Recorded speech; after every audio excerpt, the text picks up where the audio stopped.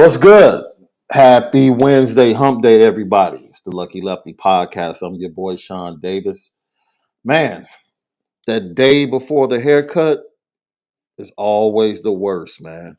The Onora boys are back, brought to you by Onora Whiskey, OnoraWhiskey.com. It's that premium American whiskey, OnoraWhiskey.com. And if you're going to drink, make sure that you do so responsibly. You got to do it responsibly, dude. I'm going to do this today's show. I actually have a couple of calls out. Um, we had a last minute. That's why I was late starting the show. Uh, had a couple of calls out because Left last night got offered to host a golf outing, and it was confirmed late this morning. And yeah, so that's the audible we had to call. So we are going to do an O and another thing show tonight.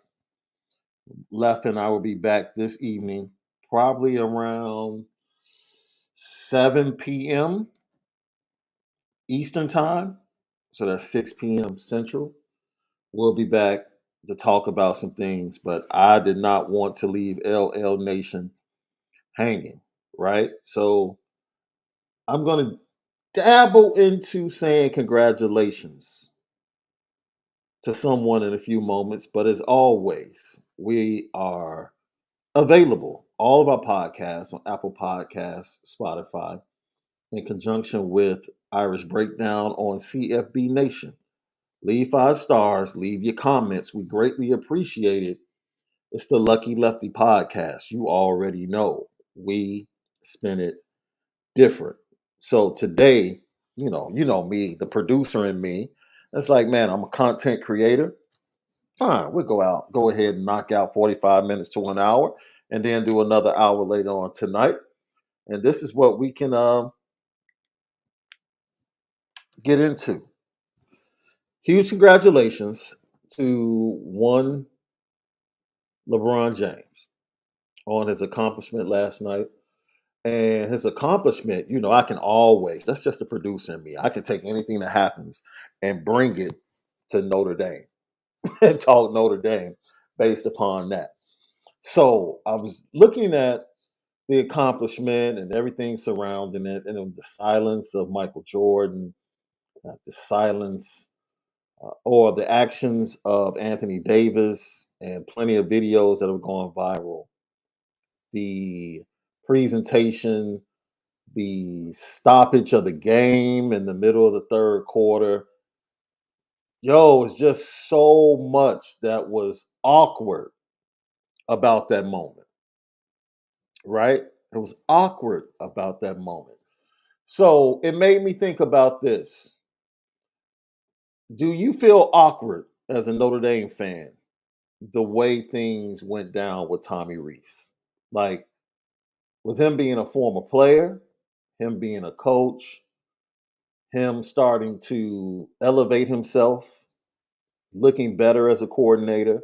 I know most of you might say, nah, I was off him a long time ago. How do you feel? Because I think, based upon what I saw over the weekend, there was a certain type of awkwardness about the entire situation for a lot of fans, to whereas they were upset. It kind of had a Brian Kelly vibe to it, leaving for LSU, but it didn't in a way. And some fans held back on firing off on Tommy, even though they were upset. It was just different. I definitely think it was an awkward situation for the Notre Dame players, right? And that's why we kind of gave the name Mr. Morale to the show, right? I think they gave congratulatory tweets and posts on social media. Of course, Jaden Mickey was a little petty with his Instagram post, but just the awkwardness of the situation, especially with the non-relationship as Lakers, right? he passed a Laker great last night. And even as Kareem passed him the ball, it was just like, ugh. You felt the tension. And the disagreements they've had on political and social issues. Then you look at the picture they take, and LeBron doesn't put his arm around Kareem. He kind of just puts it up on his shoulder. And it was just an awkward situation. A situation that really should have been like pure, enjoyable for everyone, clap of the hands, regardless of whether or not you like him. Clap of the hands, yo, that's a great accomplishment. Do your thing. So, first LL question of the day. Do you feel like, as good as you feel about where Notre Dame is, an opportunity to go out, interview, vet a nice list of very credible and reputable offensive coordinators that can probably come in and do an incredible job in 2023 with the Notre Dame offense? But then just feeling like, man, the way things went down and everything surrounding that, even going back to a year ago and some of the things that we've chronicled over the last 2 days, is this an awkward situation? Because for me, Marcus Freeman was very Jordan like in the midst of all of this. I think Marcus Freeman's silence in the midst of this is very loud and says a lot. I think Marcus Freeman went right to work, and I don't think he waited to get the official word. I think he's prepared. I think he learned his lesson from a year ago. And I think conversations with people like Lou Holtz, his mentor, Coach Tressel, I think these are the type of conversations that might have been had face to face with some Onora whiskey sometime throughout the year.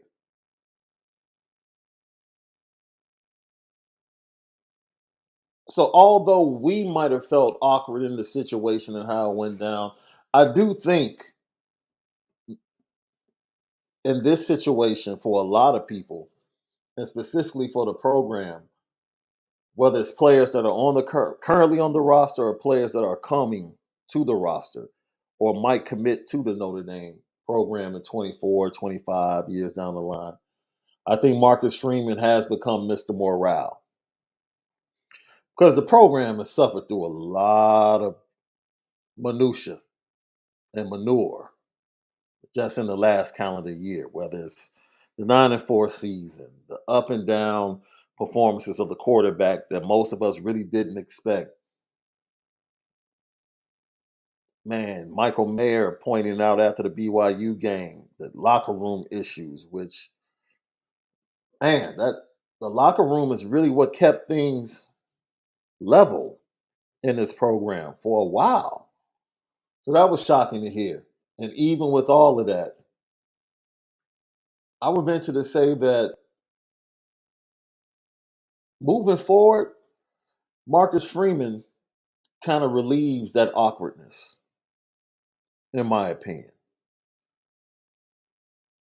Marcus Freeman dealt with a lot as a first year head coach in Notre Dame. A lot of external things, a lot of internal things, several locker room things that were unexpected, right? I think the Tommy thing was unexpected. I think the locker room turmoil and where it came from and the players it came from was definitely unexpected, right? Not that you don't have issues come up in the locker room. I'm sure that happens all the time. I've never been in a college or professional football locker room, but I'm sure that's pretty common on an annual basis. But sometimes it shocks you where it comes from. So it's been a lot of things that have been going on. And I truly believe that that was to get rid of the old culture. And this is just me. Something happened for Notre Dame that in the midst of that awkwardness, it gives Marcus Freeman and Notre Dame now the ability to truly create the pure culture that he wants under his leadership. Under his leadership. And it might have brought about some awkward moments, awkward events. Hopefully, this last event with Tommy Reese leaving to go to Alabama is the last of those awkward events. But man, it's just really, it just seemed like, in my opinion, and you guys let me know how you feel, it just seemed like it was a very awkward thing we were watching unfold right before us. I'm like, we were literally halfway through a show, right, last week, and then the Tommy Reese news just breaks. And we're like getting ready to wrap up a show. And it's like, yo, and without reading information or digging into it or talking into anyone, my immediate reaction was, he's gone. Oh, he's gone. He's gone. I said it with confidence. He's gone. And even people that felt like at that moment, man, it's a lateral move. It's a lateral move. Why would he do it? He played at Notre Dame. He wouldn't leave Notre Dame. He told the kids he wanted to stay and build a championship. He just recruited all of these kids. He had CJ Carr coming. With all of that being said, here we are today. And I'm super excited because I do believe at this point, Marcus Freeman is getting to a point where there are reports out there. I guess you could say that there's a clear leader. I don't think there's a clear leader.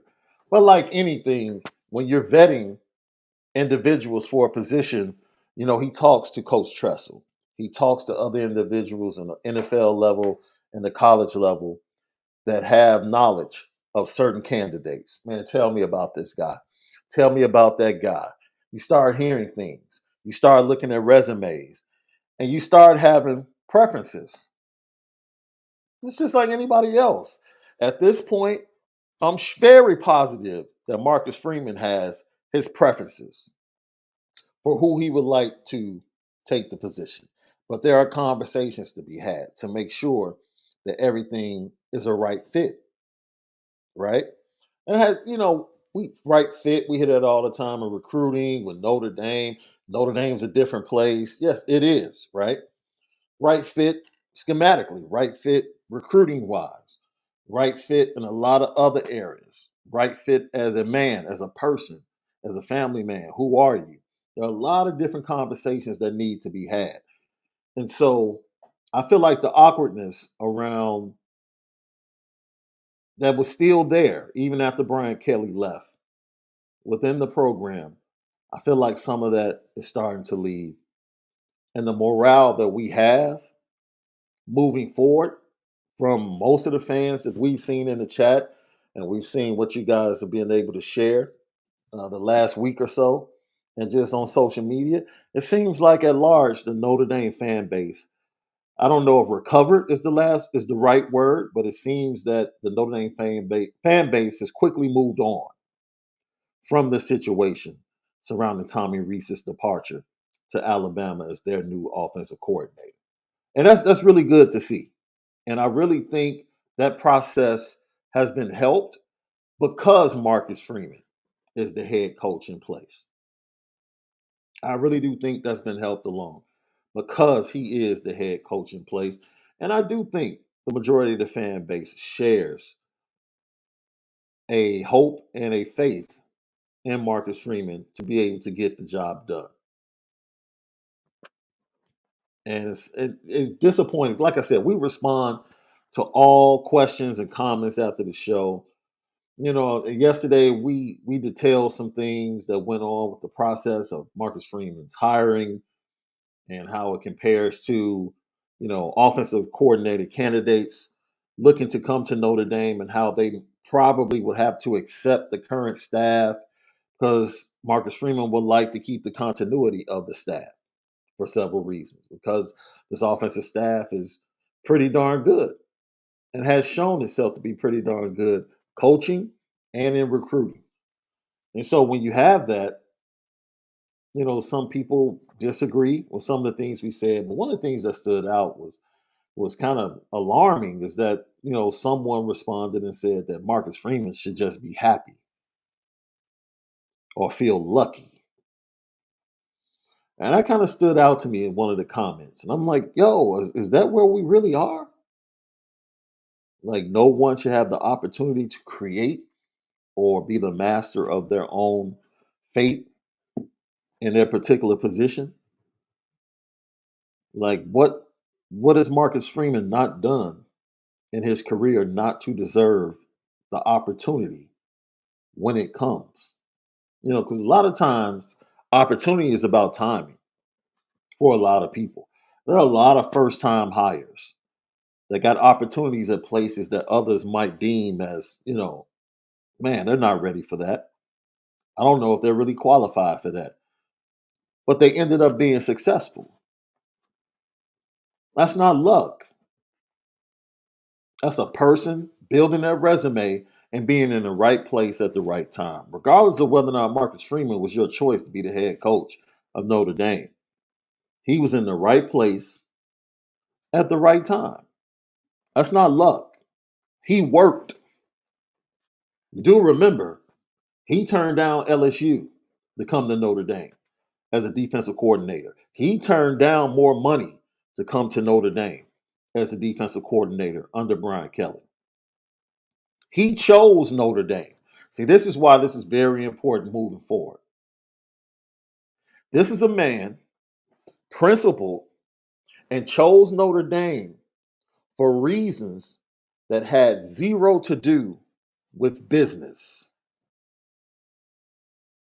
So if that's why he chose to come to Notre Dame, why wouldn't he have those expectations of those he has to work next to? Because he did it. Great leaders never ask anyone to do anything that they're not willing to do or haven't done themselves. He chose Notre Dame because he recognized what was special about Notre Dame. He felt like he could make a bigger difference at Notre Dame because for him, it's much more than a Saturday afternoon when it comes to these young men. He's not the type of coach that disappears in the off season and the players never see him until like it's time for the first spring practice. That's not the type of head coach Marcus Freeman is. So, look, I know a lot of things have been awkward. I know a lot of things have been awkward this year, Notre Dame fans. Just been weird, man. It's been weird, right? Just look at the 49ers and like losing quarterbacks and the way things went with this season and ended up 9-4, and even the way it ended in the Gator Bowl, right? That was just awkward, right? The performance of Tyler Buckner, but this man is throwing sixes and throwing interceptions to the other team, responsible for 7 touchdowns total for South Carolina. It's just season has some level of awkwardness to it. And I'm not sitting here trying to promote that it was like residue from this, residue from that, but there was just something about the season, something about everything that was going on to where it's, you know what? I'm happy. You guys should be happy as well that the opportunity is there to possibly take a step forward as a program. Now, Marcus Freeman has to make the right hire. He has to make the right hire. That's on him, man. There are a lot of people that have had great opportunities and made the wrong decision, and it cost them. It cost them in the long run. And Marcus Freeman,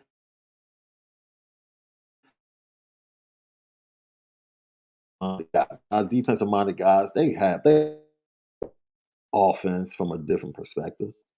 They know good coaches meet them. When they meet them, they can pick up on who they are as a person. More than likely, you're going to get a really good person coming in as the offensive coordinator. Now, whether or not they're going to be a great play caller, if it's a guy like Joe Moorhead or Andy Ludwig that has a history resume of being that, you feel very confident, right? I told you guys a week ago when the news broke that probably one or two NFL assistants would be interested in the job.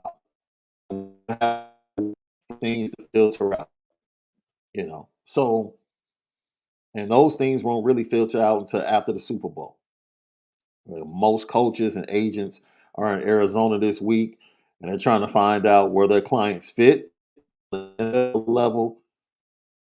And if they don't fit on the NFL level, then man, we have to find them opportunity on the college level. So still a lot of dominoes to fall. Still a lot of dominoes to fall in the coming weeks when it comes to coaches and when it specifically comes to Notre Dame and the offensive coordinator position.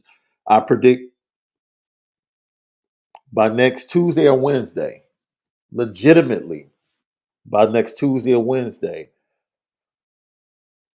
someone will rise to the top.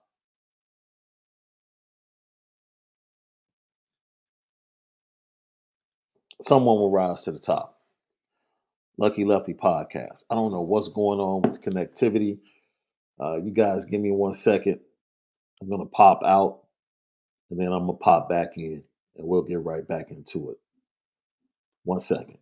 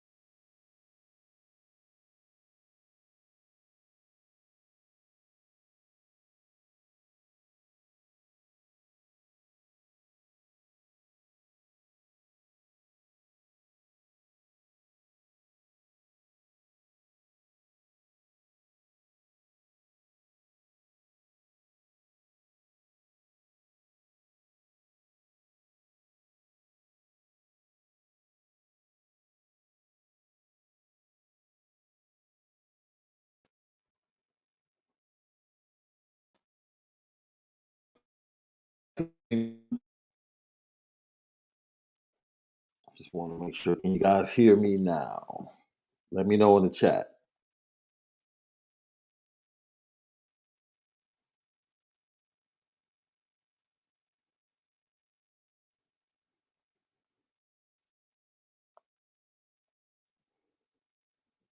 All right. So let's go. Cool. Cool. So yeah.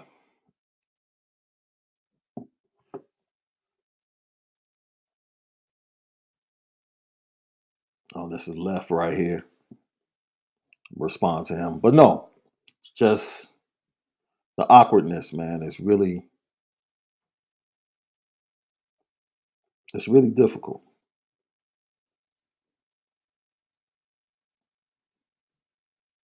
Yeah, I'm sorry. I don't know what's going on with this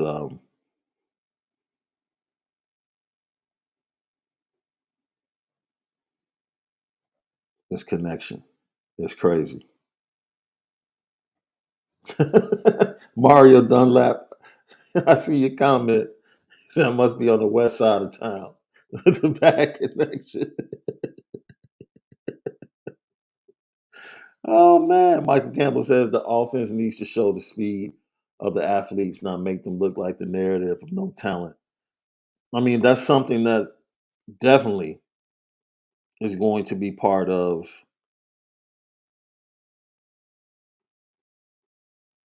everything. I wonder if this connection, you guys help me out, right? Because my connection has been fabulous. And then all of a sudden, recently, um, my sister's come in. She's moving into a new condo. She's staying with us while she waits for that to be the new one to be finished up. So she's logged into her stuff. And like I said, we just got the Peloton, and now taken from the connection, the internet. I'm adding a lot of things. Maybe it's affecting my connection. I might have to up my speed. I might have to up my speed to make sure that I can make sure this doesn't happen consistently. I'm talking to my boy right now.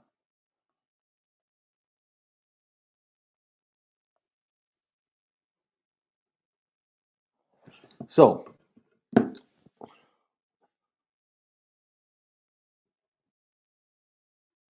yeah, you're probably right, Josh. She's probably hogging the Wi-Fi. She is because she has meetings all the time. And look, man, Derek, look, I'm like you guys, Derek. I'm sure you guys wake up, go to sleep, wake up, and every day, it's this guy. And then the next day, it's another guy. Then you hear about another interesting candidate. And it's like, oh man, what about this guy? Now we're hearing about some of the NFL guys that might be interested in the program. I'm really shocked. I'm really shocked by Shaun Lewis, who's a local guy who just got the job out there with Prime in Colorado, has been rumored to also be connected to the job. For him, it probably is a dream to coach at Notre Dame. Like I tell people all the time, Chicago is a Notre Dame town. Always has been, always will be. It's a Notre Dame town. So for him, a young man growing up in the area, probably grew up a Notre Dame fan, more than likely, if you talk to him honestly. His experience, he's very well respected, and it's probably a dream come true. And we go back to Marcus Freeman wanting people that are like him in the building that ultimately want to be at Notre Dame. And that makes Shaun Lewis a prime candidate because I truly believe for someone to get a position, that's kind of a prime position, pun intended, out there in Colorado. And for him to show interest, it has to be about the fact that it's Notre Dame. It has to be about the fact that it's Notre Dame and the fact that Colorado is a rebuild. And what he would walk into at Notre Dame is absolutely 10 times better than what he would be walking into, you know, at Colorado. So look, I absolutely love, to answer your question where Notre Dame sits in this process. And honestly, I think they can go get whomever they want. But I go up and down, man. To be honest, I really don't even have a favorite right now. I don't have a favorite right now. I really don't. I don't have a pick. I go back and forth. And oh, this is funny. I am garbage man. Could you tell ESPN 1000 is an indie town? You know, radio they go with the bills. Whoever pays, you know, whomever pays.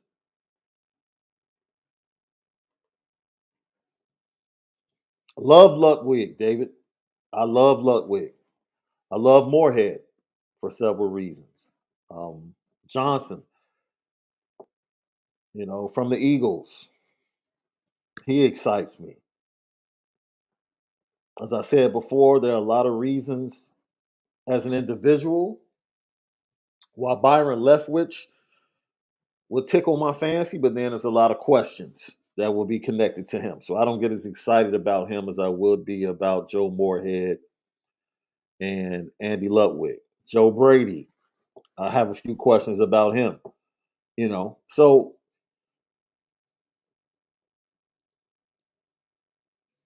we'll see. We'll see. We will see. So now we move on from the awkwardness, Apple Podcasts, Spotify, CFB Nation, in conjunction with Irish Breakdown, all of our great content Leave 5 stars, leave your comments. We greatly appreciate it. It's the Lucky Lefty podcast. You already know we spin it different. And you're right. The score,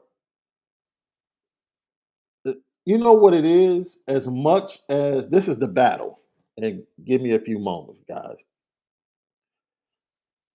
This is the battle.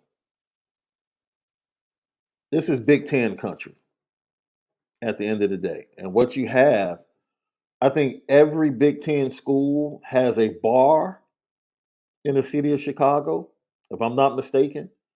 I know there are several Iowa bars in Chicago, several Iowa bars, several Illinois bars. I think there might be a couple of Indiana bars. So this is Big Ten country. A lot of people out of the Big Ten live in Chicago, work in Chicago. But at its root or its roots, Chicago is a Notre Dame town. So ultimately, that is the battle, right? The roots and the people that grew up here, and then the people that went to other schools. Wisconsin is another. Yes, thank you for that, Doma Watt. Wisconsin has several bars in the downtown area. So it's a constant battle with the Big Ten and people that are transplants that come here to work or went away to school and became fans of those programs, battling with what is the natural culture of Notre Dame being the college football team of Chicago. So that's why. And I think from a radio programming standpoint, it makes more sense to gear things to the masses, which would be probably the collection of the Big Ten schools. So that's just my opinion, from working around it and seeing the business side of it. And this is coming from a person, I produced Notre Dame basketball games for two years. For 2 years, right? And this is the great era. Like when Notre Dame basketball was really good. They were winning games, getting to the tournament. I was there for that. And I don't miss it. I don't miss it at all because Jack Nolan was. I love Bob Henning. I love Bob Henning. Bob Henning is one of the nicest people you'll ever meet. One of the greatest engineers on the college level, and what he does and the way he's able to communicate and convey things. And I think he was behind Notre Dame actually building their own studio to be able to um, do the games right there on campus, which is fantastic. Which is why I went away from ESPN 1000 here in Chicago. So, but Jack was something else, right? And then Zach Hillsland, who actually lived in Chicago, and he was doing the color along with Jack at that time on the radio. Zach was super cool, super cool. I think he's still here with his wife in Chicago. So those are great relationships and great times for me, right? So absolutely love those guys. But it's a Notre Dame town at the core, basketball and football. Absolutely. Just a few more moments, and then I want to get to your comments and questions. Oh, this is man. Look, selfishly, that's a great question, Freddie C.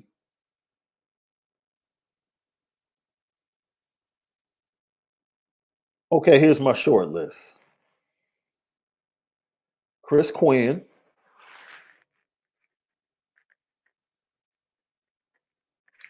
I think Porter Moser is a possibility. I know there are reports out there, but I think he's a possibility. First of all, because of him being a Chicago guy, once again, Chicago roots, being a Chicago guy, growing up under the Notre Dame culture, Digger Phelps, where he coached, which is a Jesuit university at Loyola, right? Familiarity, and he's a Midwest kid at heart, right? So there's a chance because of who he is at heart, that he would feel more comfortable and would love to come to Notre Dame rather than being in the Big 12 at Oklahoma. So, right. So Chris Quinn out of the NBA, Porter Moser, I would definitely make a run at him. Um, I just don't see Jay Wright leaving the TV booth right now, the TV studio right now. Let's see.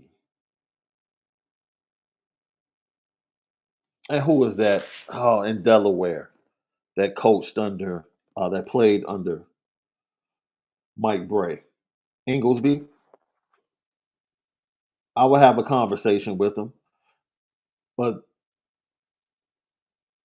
yeah, that's about it.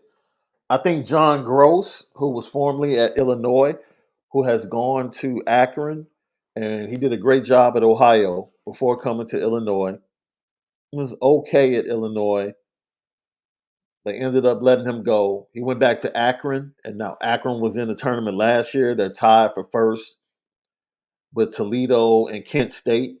Currently, right now, I think he would be a great choice.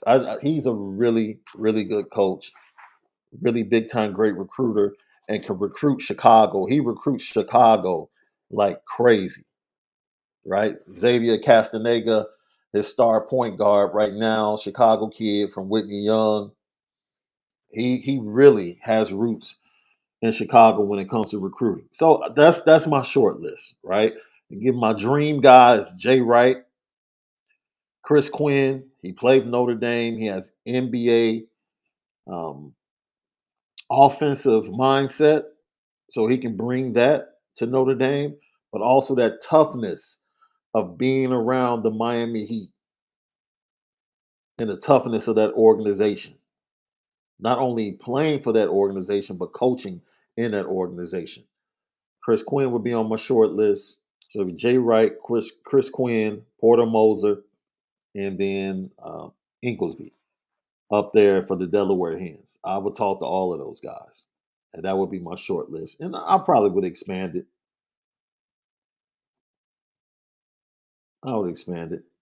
Yeah, Porter Moser would be a home run, and that would be a home run. That would be a home run. Absolute home run, in my opinion.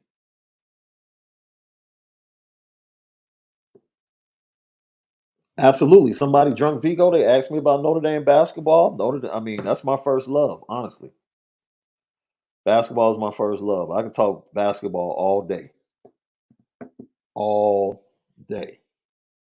Robert Smith, Coach Vic. This is last year.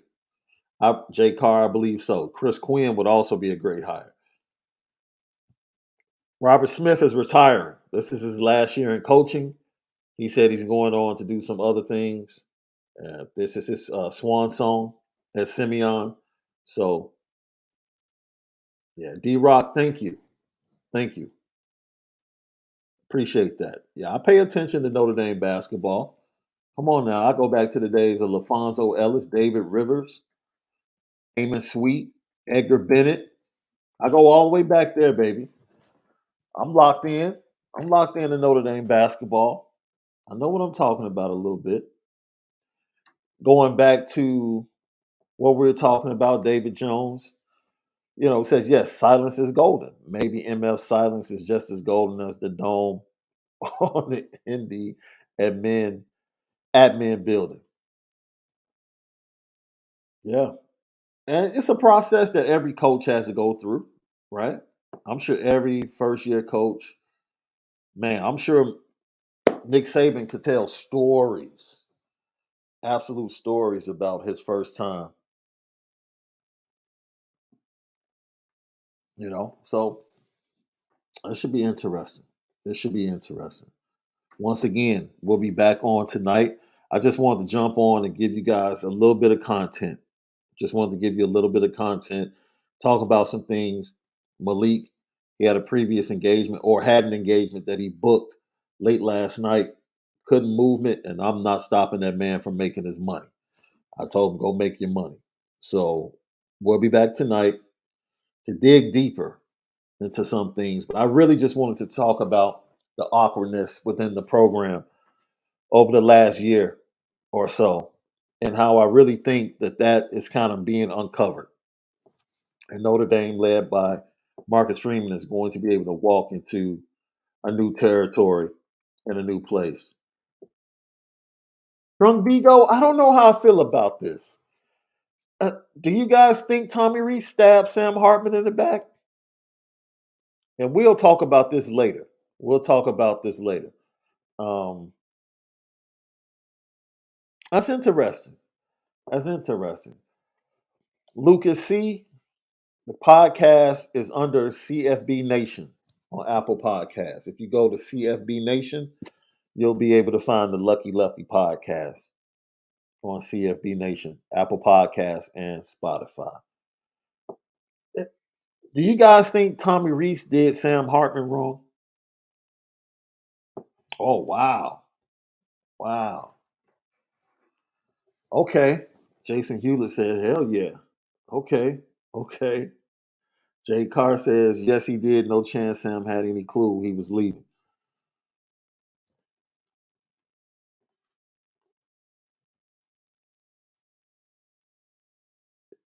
Okay. Steve C said, definitely not a backstab. So he's on the other side of the coin. Mr. D Dub said, Sam Hartman is old enough to understand business. I can rock with that. Michael Ruskinoff, yes. 7 p.m. Eastern Time. 7 p.m. Eastern Time tonight. Brendan Stannard said a man is only as good as his word. I agree with that. Marvin Bell, I see you say yes, yes, sir.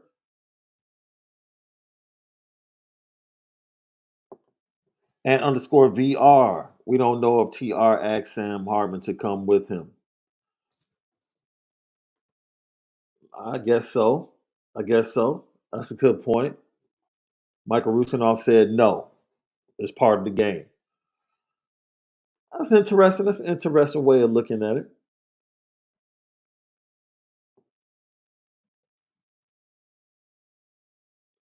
What's this question here? Josh Miller, did you go to Full Sail, Shaun? Full Sail, Full Sail. I'm sure that's a reference to something. I'm not catching it right now. I'm sorry, Josh. Double down. Said maybe not stab, but he sliced him Zorro style. Nicely played. Nicely played. Jay Carr. Now this is interesting. Unless Marcus was more involved bringing him in.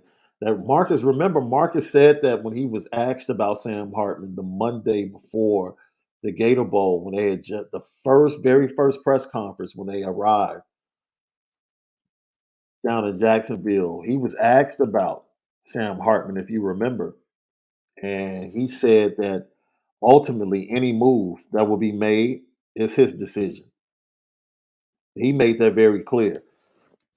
Whatever quarterback that would come in, it was going to be his final decision. He was very adamant in saying that during that press conference. So, I would venture to say that Marcus was heavily involved in Sam Hartman coming in. And not only did Sam Hartman want to play for Notre Dame, but he wanted to play for Tommy Reese and he wanted to play for Marcus Freeman. I can see that. Full Sail University? No, no. I'm a graduate of the University of Illinois. I went to University of Illinois Champaign. That's where I went to school. Now I went to school that I went to finance was my thing when I went to Illinois. Because maybe you might be asking to get into the business. So finance at Illinois came out, did corporate America, got out of corporate America, did my own thing, had my own accounting businesses that really was focused on non for profits and ministries. And then from there, I went into real estate, picked up some properties, did that, and then ultimately Decided I wanted to get into this business. So I went to, at that time, it was called the Illinois Center for Broadcasting, which was a 1 year program for those that had a degree already. And I forget what they call it now because they changed the name, but it used to be called the Illinois Center for Broadcasting, downtown Chicago. And from there, I interned at, it was Comcast Sportsnet Chicago at the time. They changed the name since then. And then I interned at ESPN, right? And then once I got done interning and moved on from the program, I ended up going to WGN, worked there at WGN Radio for 4 years and produced Blackhawks games, produced Northwestern basketball. They had just gotten rid of the Cubs when I arrived. The Cubs had moved from WGN. And then I also produced overnight shows, which is like the most shout out to the producers that do overnight in radio. Like, man, tip of the cap. You all are the best. Profound respect for anyone that does overnight radio. And then after that, I moved on to ESPN and then decided to leave ESPN to focus on college football because that's what I wanted to cover and wanted to continue to grow and do. So it was Illinois Center for Broadcasting.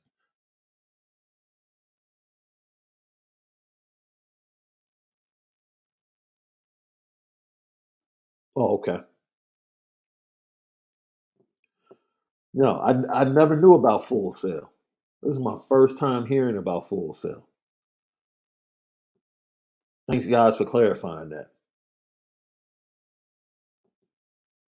Yes, I am very cool with Jonathan Hood. He is my mentor, one of my mentors in the business. That's my dude. That's my dude.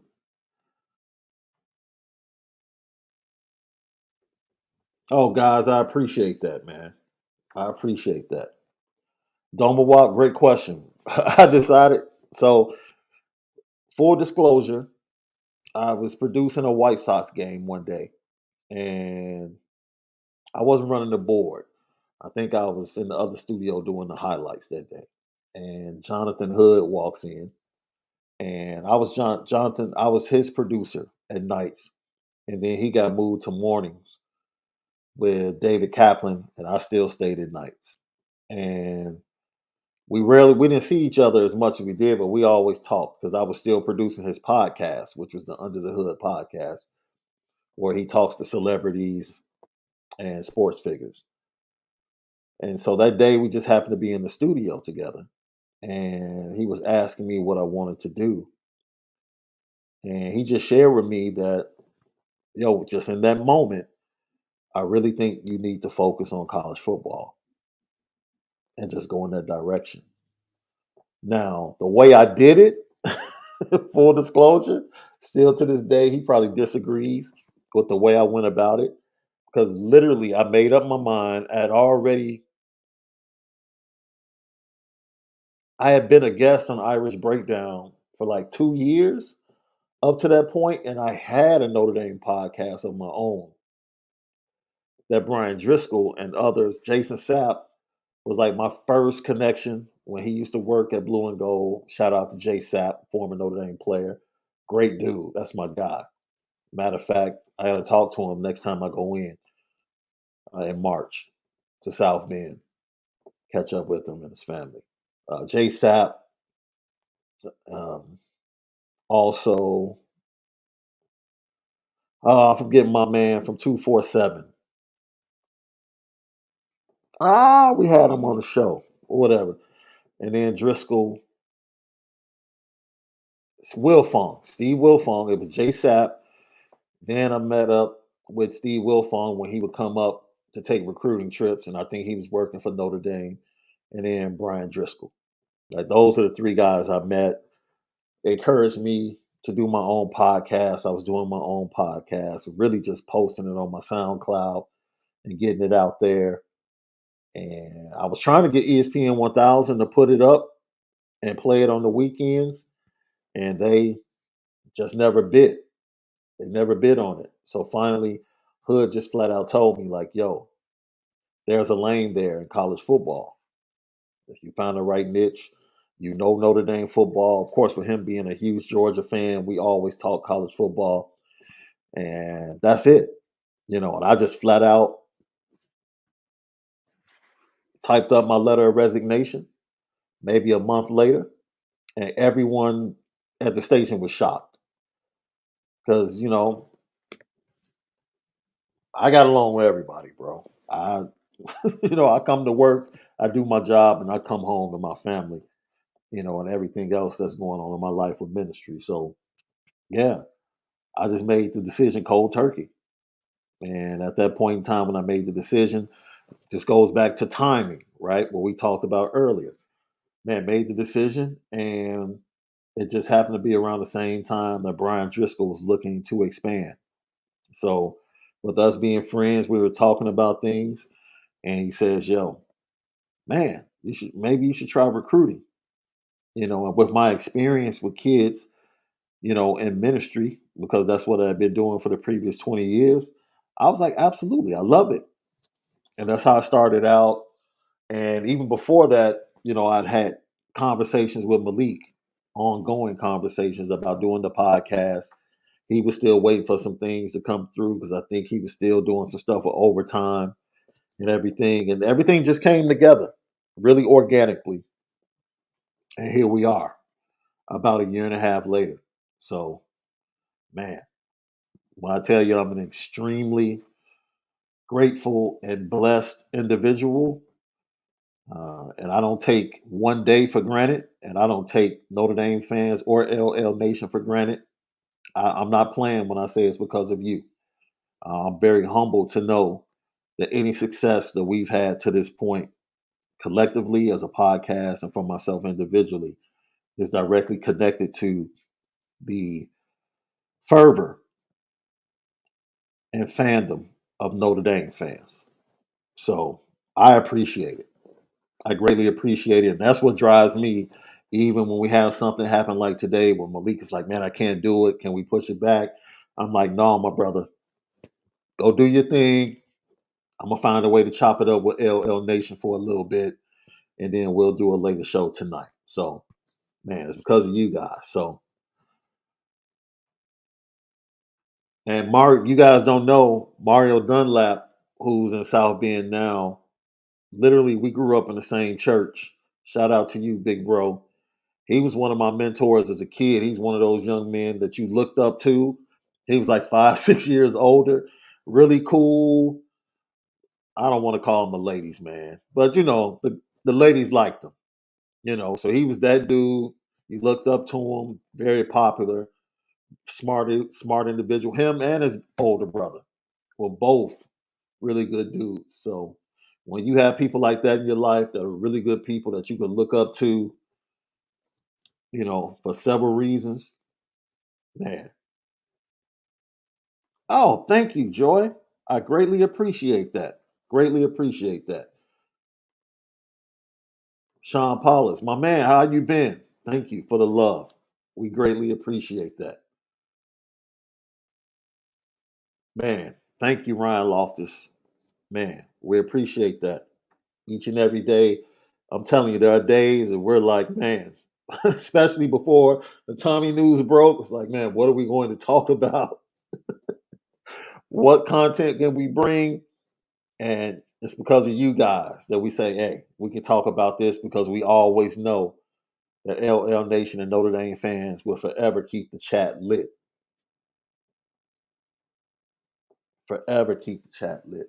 Bernie, thank you. Absolutely thank you. Thank you. So that's my encouragement, to anybody out there as, I get ready to close. Always keep dreaming.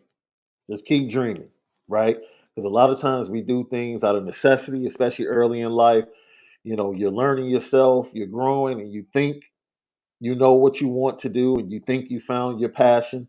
And as you grow, you keep building no matter what happens in your life. As I said earlier this week, when you have the mindset that things are not happening to you, they're happening for you, you'll recognize and realize that there's always opportunity around you in life. Always opportunity around you in life. So, man, take advantage of it. We support you. All of you guys know my prayers are always out there for you for eternal blessings and favor upon all of you guys, man. Upon all of you guys. Thank you, Jason Hewlett. Thank you for helping me produce. Jason Hewlett is my producer today. He's in my ear. Like, don't forget the super chats. I think there were two. If I missed them, Marvin Bell, we appreciate you. Amen. Appreciate you showing up for LL Nation. I had to. I had to. We scheduled it. I wanted to make sure we did the show. We can always come back and do another one. Jason Hewlett says, I feel sorry for Buck. I feel like they can't find a lane for him. Yeah, I see what you're saying. I see what you're saying there. I see what you're saying there. All right. Random question here from David Flores. When are you going to bring in either Jalen Smith or Will Fuller as a special guest? Look, Jalen and Will, those are assignments given to Malik Zaire. He has the relationship with them. Will Fuller has recently retired, so he should be easier. Jalen has really gotten back into the league, had a great year with the Giants, so we'll see if he stays with the Giants or gets another look with another team. Jason Hewlett, I'm actually working on Lee Becton. We can expect Lee Becton and Jeff Burris really soon. Lee Becton and Jeff Burris really soon on the Lucky Lefty podcast. Drunk Vigo, are you drunk, man? This is a random question. Is Groundhog Day one of your favorite movies? When we say favorite, are we talking like top five, top 10? I don't know if it's top five. It's definitely not top five for me, to be honest. Definitely not top five. It, top 15. Top 15. I'll say that. It's top 15. And see, Shell is doing some things in business. Shell has actually communicated with Malik. They talk. So Shell is going to do the show. Tavares Daniels is going to do the show. It's all about timing with these guys.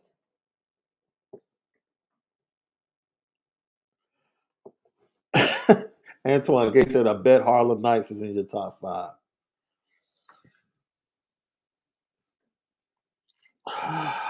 That, you know what?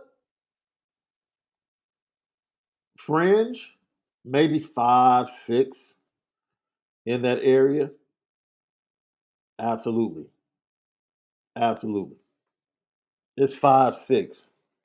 Because I'm a genre heavy guy, right? So for me, I am very much a suspense thriller type dude. So most of my top movies are like suspense thrillers, right? I'm a huge James Bond fan. So at least one of those would have to be in my top five. I'm a huge 007 fan. I remember watching on the black and white back in the day when they would play the old Bond films on Saturday night on ABC, like Channel 7 here in Chicago. So Godfather, definitely top five, right? You know, Casino probably would be top 10 for me. Shawshank would probably be top 10 for me. And that's why I say things like that. Scarface would probably be top five. Heat would probably be top 10 for me. That's a lot, man. That's a lot. That's a lot of pressure. That's a lot of pressure. That's why I can't just say automatically that Coming to America is top five, right? But it's definitely my favorite comedy. It's definitely my favorite comedy of all time. Definitely my favorite comedy. If the right OC is hired, will ND be a national championship contender? That's a good question, Just Kayla. That's a good question. And I would venture to say yes, but I'll extend that beyond this year because you didn't say in 2023. I say yes to 2023, but the right hire extends that ability to 24 and 25 for Notre Dame, in my opinion. So, yes, my answer to that on multiple levels is yes. Omar Austin said top five overall would take me forever. I have see, that's what I'm saying. Break it down by genres. I love movies and going to the movies. Same here. I'm looking to go see the Free movie in the next couple of days with Joseph Sikora, T.I., and Terrence J. Because I heard it was a really, really good movie. And my wife gets me into the rom coms. I know I'm not sitting here saying I'm a huge rom com person, but there are some that are really good movies, right? You now don't get mad at me. Don't get mad at me. But there is one movie, in my opinion, that is an absolutely hilarious movie. Mickey Blue Eyes. Mickey Blue Eyes is one of my favorite movies to watch. I have to think where it would sit in the pantheon of movies and film for me, but Mickey Blue Eyes was an incredibly hilarious movie. Incredibly hilarious. Incredibly hilarious. Right? Oh, Vince Vaughn. What was that? The breakup was pretty with Jennifer Aniston. Is that was pretty funny? Um, the movie with Owen, Step Wedding Crashers, pretty hilarious. Step Brothers, pretty hilarious. Tropic Thunder for several. Tropic Thunder is so inappropriate, man, on so many levels. But yes, Tropic Thunder is a funny movie. But yeah, Mickey Blue Eyes is and then cause I'm a silly guy, right? So the Ace Ventura movies, especially the second one, with me being a silly guy, that's just me, man. Man, check it out, Bernie. I'm telling you, man. Mickey Blue Eyes. It probably doesn't come across as one of those movies that you'll be like, yeah, I want to watch that. But it's funny, man. It's funny because it's romance, it's comedy, and it's silly comedy. Some might think it's over the top comedy, but it's man, it's just so many scenes in that movie where it's like, what in the world just happened? Man. So thank you everyone for jumping in today. We're gonna get into the major topics tonight. Once again, 7 p.m. Eastern time. And if there needs to be a change in the time, I'll post it on social media and on the YouTube page. You know what time it is.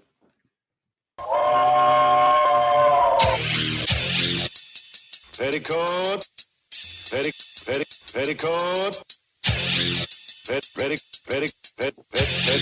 petticoat, junction. It's time to get petty. Oh, we did a good job executing.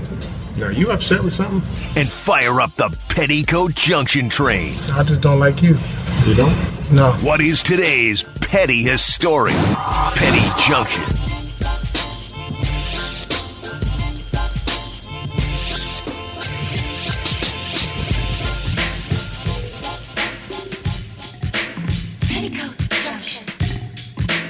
Petty Junction, Pettiest Story of the Day, brought to you by Onora Whiskey, OnoraWhiskey.com, that premium American whiskey, OnoraWhiskey.com. Lilo Galante, I agree. Yeah, look, now, I don't agree. There was a post on Twitter yesterday that was kind of going at Ja Morant because he went to a private school. Growing up, there were a lot of real ones in Chicago that went to Mount Carmel, Brother Rice, because they were in my neighborhood. So just because you went to a private school, that doesn't exclude you from being about it, as Master P said once upon a time. So I think that post was petty that went at him. And I do think that Ja needs to calm down. Like this moniker being the most hated team and everybody hates us. Like, dude, you stop. Stop. Just go play basketball. Just go play basketball. And no one in the NBA is really about it when it comes to fights or boxing. But we had a special ticket today. Let me tell you something about this dude, Kyrie Irving.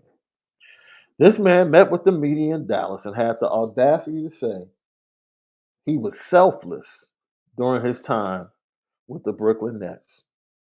And then went on to say, I did my job. I left them in fourth place.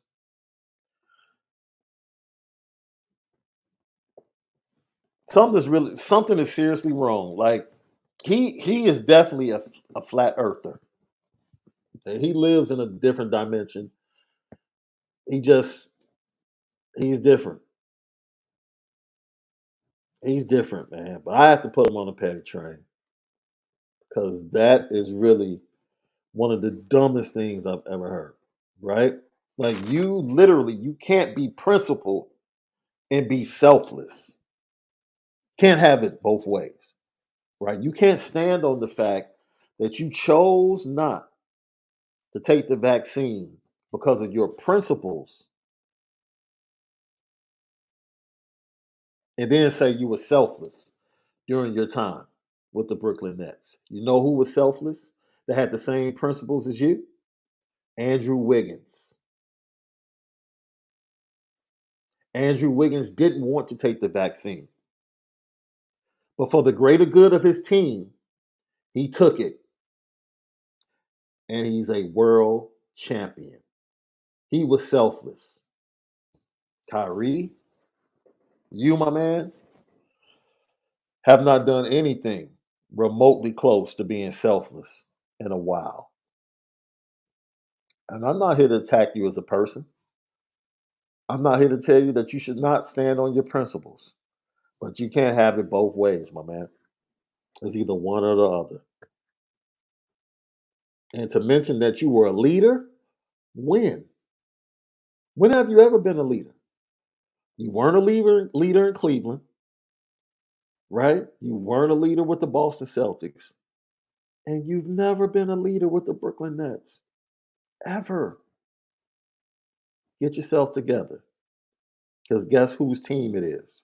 It's Luca's team. He's the leader, along with Jason Kidd. So you won't be required to be a leader. Maybe that's why it's a good situation for you down in Dallas. Because you're not equipped to be one. You've never been one. And I don't foresee you being one in the future when it comes to basketball. I'll leave it at that. Great show today. Thank you guys for tapping in. Once again, Apple Podcast, Spotify, YouTube, Lucky Lucky Podcast. Smash the like button for us. Hit the notification bell. Go ahead and subscribe. We greatly appreciate you. It's because of you, LL Nation, that we continue to be one of the fastest growing podcasts centered on Notre Dame football. For Left, I'm Shaun Davis. We bid you adieu until this evening, where we'll give you another episode of the Lucky Lucky Podcast. Have a great Wednesday, but most of all, make sure that you spin it different.